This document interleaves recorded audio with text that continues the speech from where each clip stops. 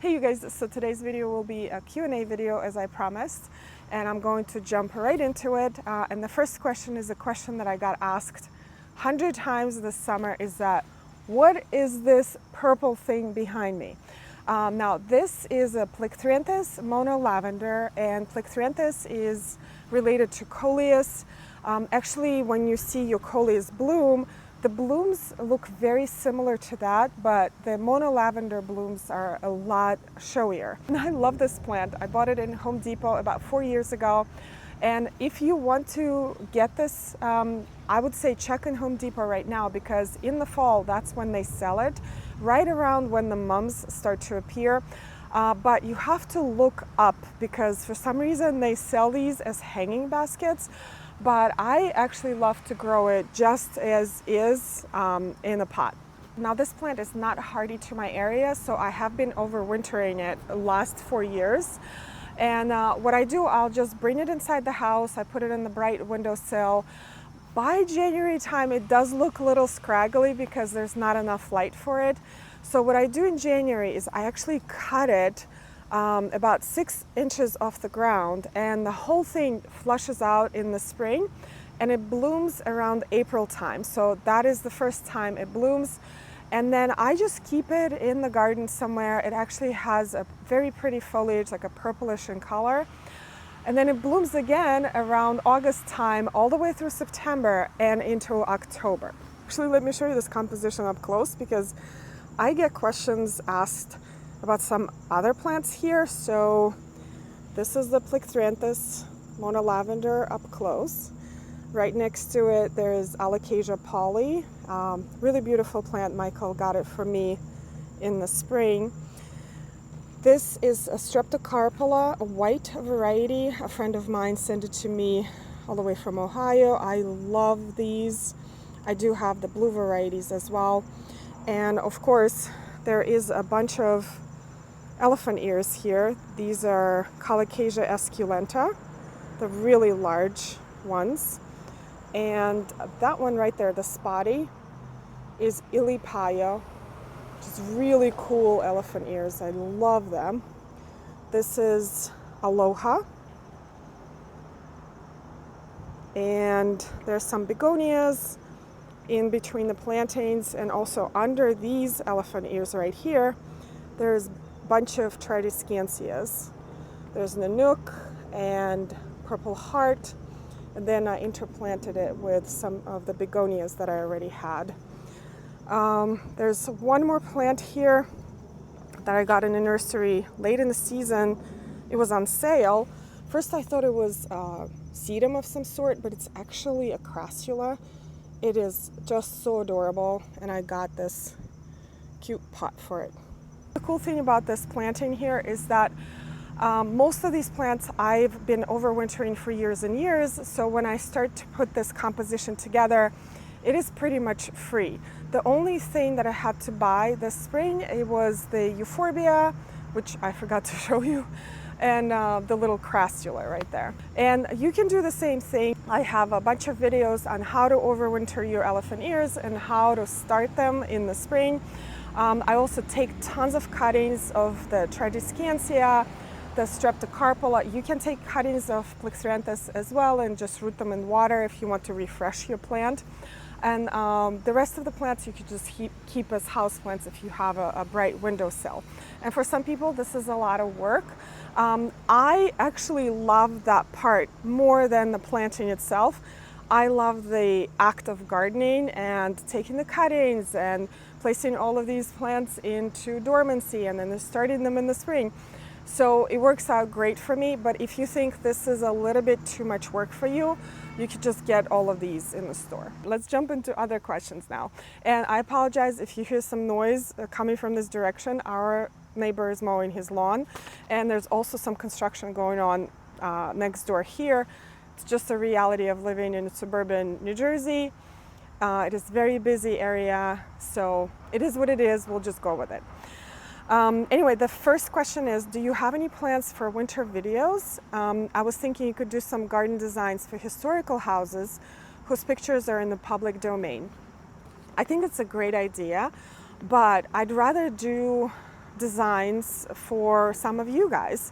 So let's say you have a problem area, you can send me pictures, and I'd rather design something for someone I know or someone who watches my videos rather than like a random person I don't know or random family that I don't know.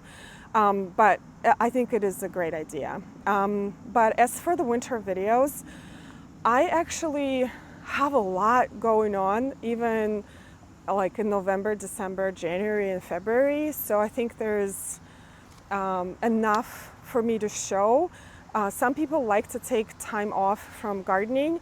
I love to garden all year round. So even starting in November, even before that, next week I'm starting to force some bulbs, which I will hopefully show here on videos, which will bloom in January. So I love to have some blooming bulbs in my home in the middle of the winter. So that could be like a winter garden tour. November, I am planting bulbs for the spring in the garden. And then December, obviously there's Christmas decor, which I love to do. I probably am not going to do like a step-by-step how to build a wreath, because I've done a lot of those, but I will do some like tours of Christmas and holiday decor. And in January, it's like a go time. I love January and February because that is when the garden planning is in full force. That's when the dreaming of the gardens and what we're going to do in the next season starts, what kind of seeds we're going to plant. Dahlias, I actually lost a lot of dahlias this season. Has not been a great dahlia year, so I'm going to boost up my dahlia collection, and also like think about the areas that I want to work on in my own garden. And in February, we already have some stuff blooming in the garden, like helleborus, witch hazels, and like some really, really early blooming shrubs. There's definitely no lack of content in the winter months. And I actually forgot one more thing. I start some seeds as early as the first week of January. For example, lysianthus, which I love. I know they're really tough to grow, but I kind of, again, enjoy the process. And like I like to torture myself with plants. But we can start lysianthus really early in the season. I am planning on starting stock a lot earlier this year because I figured out that starting them even in the middle of February is too late. So I may start them all the way in January. And that's just like my garden. Then the professional part of what I do, my season never really slows down, and the first week of January I already start to get a lot of phone calls, a lot of emails, people are reaching out to me as for the design. So I will definitely be updating you on some of the projects I'm working on. I had to switch locations because the lawnmower sound is getting really loud. There is some loud noise from the busy road right here, but it's not as loud as the lawnmowers. But this is actually perfect because the next question was about the bee home that I have. And this is a bee home by Scopa that I installed this summer. And I am obsessed with it. So this bee home was designed by a bee professor. I'm sure there's a name for that specialty that I don't know. And it is specifically designed for wild native bees. That are very different from honeybees that live in colonies. These are solitary bees. They're not aggressive, and this bee home is designed for different species because the openings in the blocks are different sizes. So it could be like a leaf cutter bee or a smaller type bee that can lay eggs in these blocks. And I bought some extra blocks for the next season, and I wanted to show you. So basically you can open them, and this is where they will lay eggs or larvae. I'm still learning about bees, so don't come after me.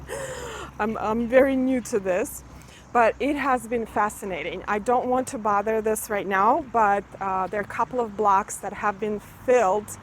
There's some straw in there, and it has been fascinating to watch. I am just so excited every time I come out and I see some action or I open one of these blocks and there are babies in there that will hatch, and there will be more bees here in the garden, and we know that bees are disappearing at an alarming rate. So I am happy to contribute to their population.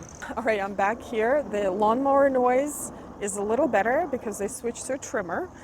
There's still construction going on next door, and there's a plane flying overhead. So I'm sorry about all the noise. We're just gonna have to roll with it.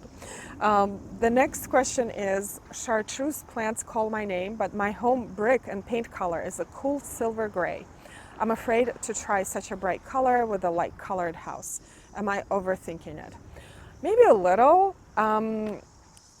I would say it is better to make sure that it will be a good fit before you run out to the nursery and you start buying plants.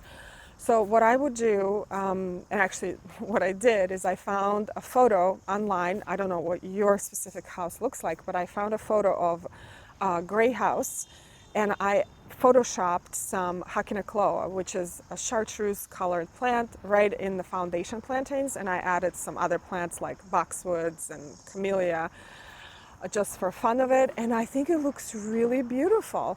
So if you don't have access to professional software like I do, because it tends to be expensive, you can try either a garden puzzle app or Procreate, which are less expensive than a professional software.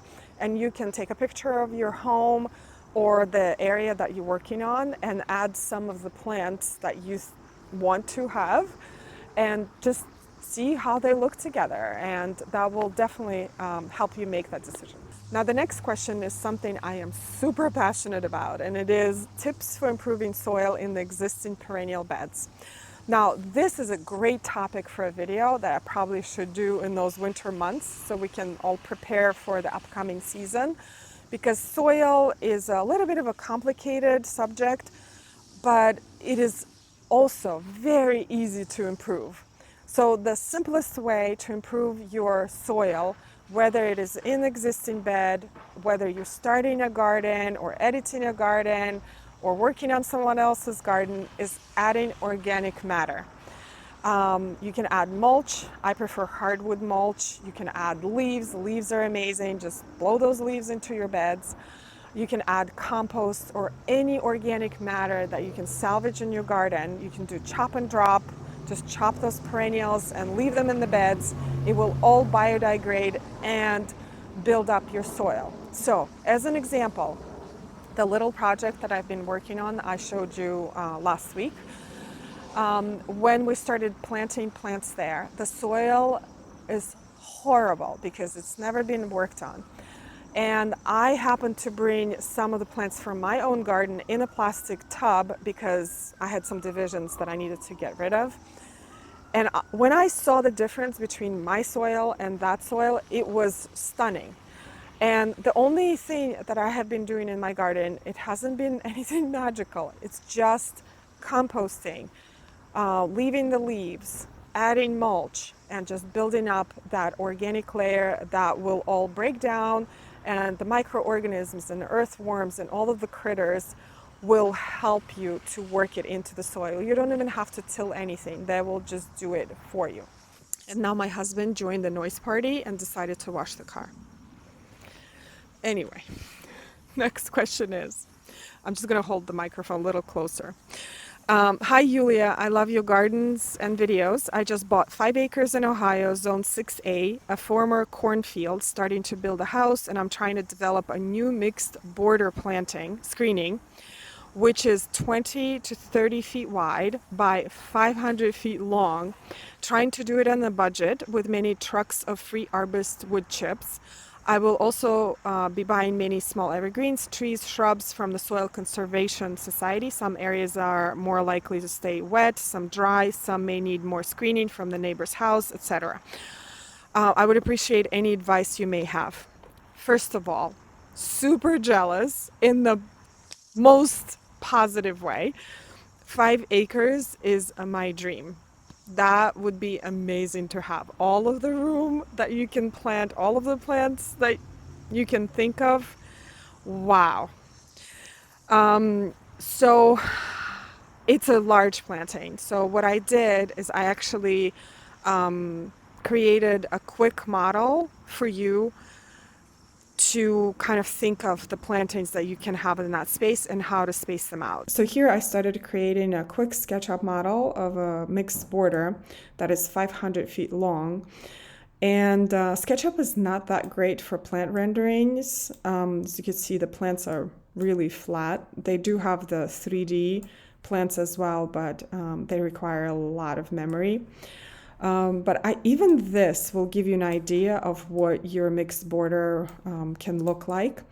And my idea here is to mix some evergreens, and you can place them strategically. Let's say you have a neighbor's house there that you want to screen year round. You can use Nellie Stevens hollies or American hollies, which grow really large, in a grouping.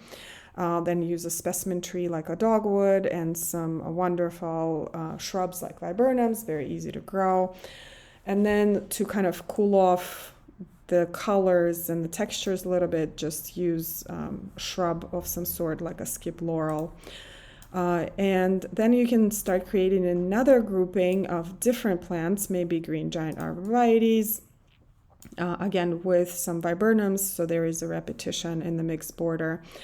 And I also like to plant, if I plant green giant arborvitae, plant them different sizes. They look a lot more natural like that. So not only are they planted not in a row, kind of scattered like this, they're all different sizes. It looks very nice in a naturally mixed border.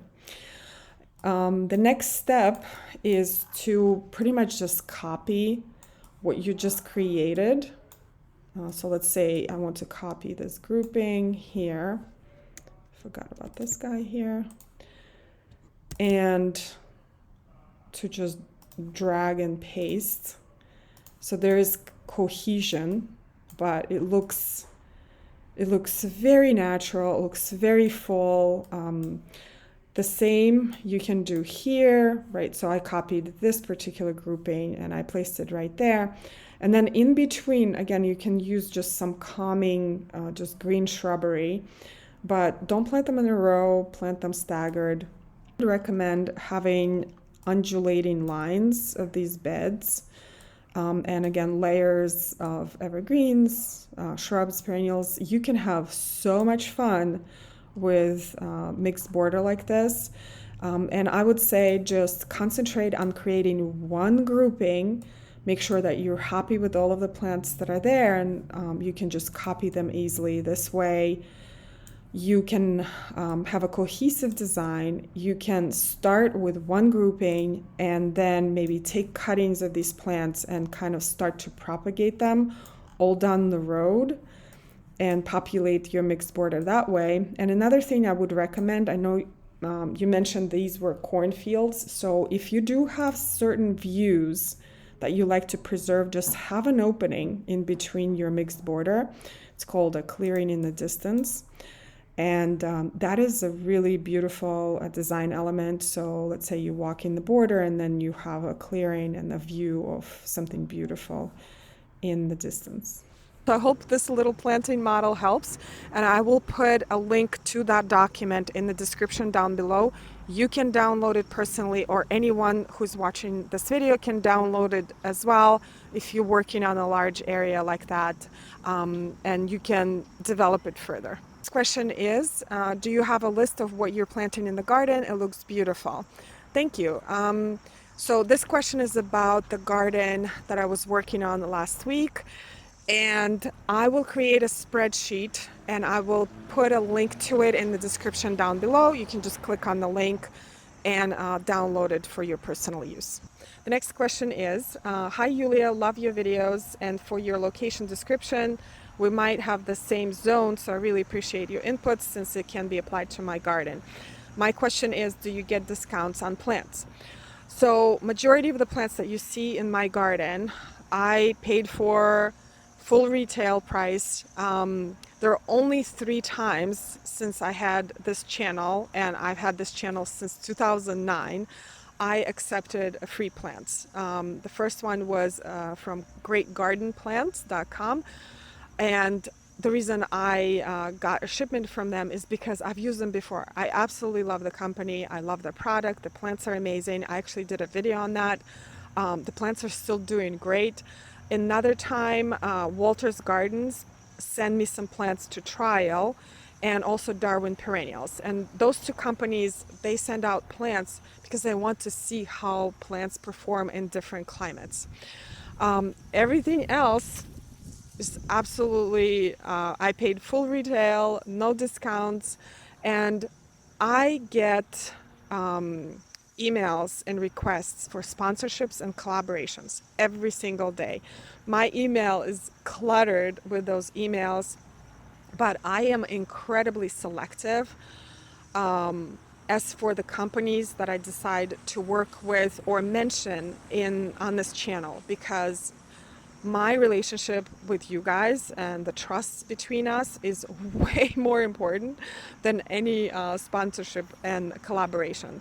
So if you see me talking about a product, it is because I've tried it myself and I really love it and I want you to try it. I switched locations once again. The sun is in my face, but I don't think I can hear the lawnmower from here, which is great. So the next question is, why are you not supposed to move red buds in the fall? So this question requires a little bit of a backstory, and it's from Instagram. So Instagram is where I post a lot of my behind the scenes, of my professional projects, my personal life, and things like that. And last week we had a huge volunteer event, tree planting volunteer event in a local public park where I volunteer. And it was just so wonderful. It was a collaboration between local tree planting organization, our county, and a large international tree planting organization called One Tree Planted. And they plant thousands, hundreds of thousands of trees all around the world. And we were so lucky to have them in our park. We had about 45 volunteers show up, and none of them planted a tree before in their life. So it was an amazing experience for them. And we planted different species. I can't quite remember how many, but there were red buds, witch hazels, American hollies, service berries, native magnolias.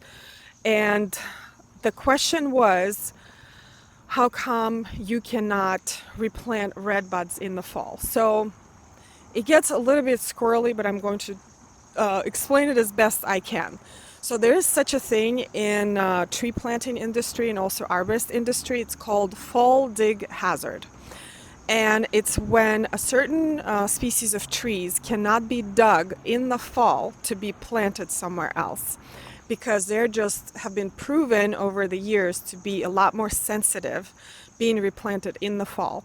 They're perfectly fine being dug in the spring and planted somewhere in the spring, but fall is just not working out for them. And red buds are one of those species. I will post a list of all of the trees that are fall dig hazard in the description down below, so you guys are aware of it if you decide to replant a tree that you have in your garden, that you will know that it's better to replant it in the spring rather than in the fall. Switch once again, the sun was in my face, I apologize.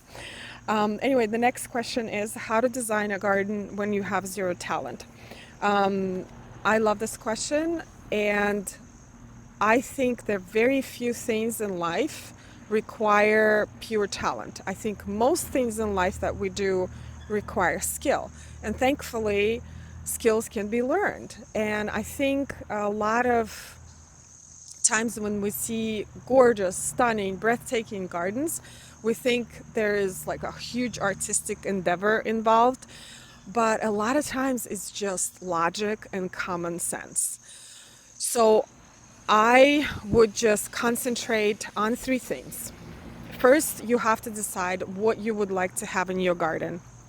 Have a wish list, whether it's a pond, a seating area, an English border, or a statuary. Write it all down, everything. Ask your family members what they would like as well. Those are your pieces of the puzzle of your garden. Then you go out in your space and you see what you have, right? This is your canvas. And you see where the sun is, where you have the drainage problems, where the views are beautiful or not so. And then again, you just document all of that. So that is your, again, blank space. And then you, for yourself, kind of examine your personality. What kind of garden would you like to have? Are you more of a casual person, easygoing, relaxed, or are you more organized or minimalistic? And then that will definitely guide you into finding the style of your garden. And there's a bunch of quizzes online that you can find that you can take and kind of figure out for yourself what kind of style are you looking for in your garden. Now, with that being said, you can of course combine styles, and there are certain tricks on doing that. But I would say, just as a basic, find out what you would like in your garden, examine your space, examine your personality. You'll have those 3 pieces of information, and you will already be way further ahead than anyone else.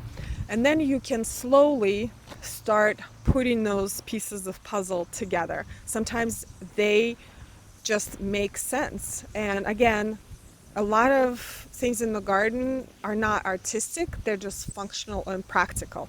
Because it doesn't matter how gorgeous your English border is if it's right next to the driveway, and when you get out of the car and you open the door and you're in the middle of plantings, or you cannot dump snow in the winter because something is planted there, it just doesn't make sense. So you always approach the garden from practicality.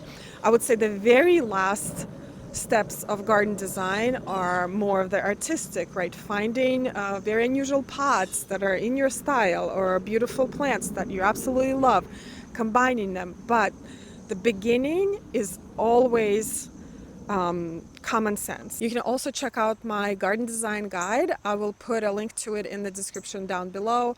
It is a step-by-step process on how I design gardens for my clients, but it is translated into homeowners speak, so it is easy to follow. Anyone can do it. You do not need any fancy software. You do not need to be able to draw. You only need a piece of paper and a pencil or a pen, and it's also actionable. So at the end of each chapter, there is homework, because I think we can read all of the books, and trust me, I've read them all, or almost all of them, and there are a lot of inspiration there, but you need action. You need to be held accountable for the process of garden design, so you feel like you accomplished something and you are moving closer to your dream garden. Right, this is going to be the last question because the construction is ramping up next door.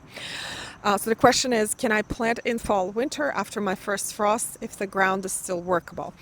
So it really depends. For my project, we keep planting all the way up until January if the ground is workable, even after first frost. But we mostly plant large-scale trees and conifers.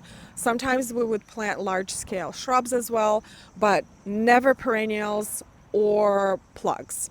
And the reason we don't plant perennials or plugs, because those plants are very light.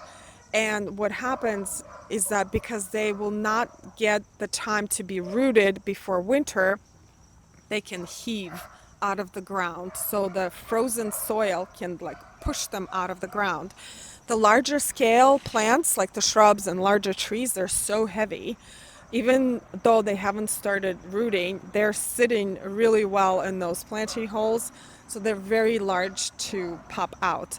Now, perennials and plugs, well, I will almost guarantee that they will pop out in the winter. So I normally plant those about a month or 6 weeks before our first frost. All right, you guys, I hope this wasn't too painful with all of the noise happening around today.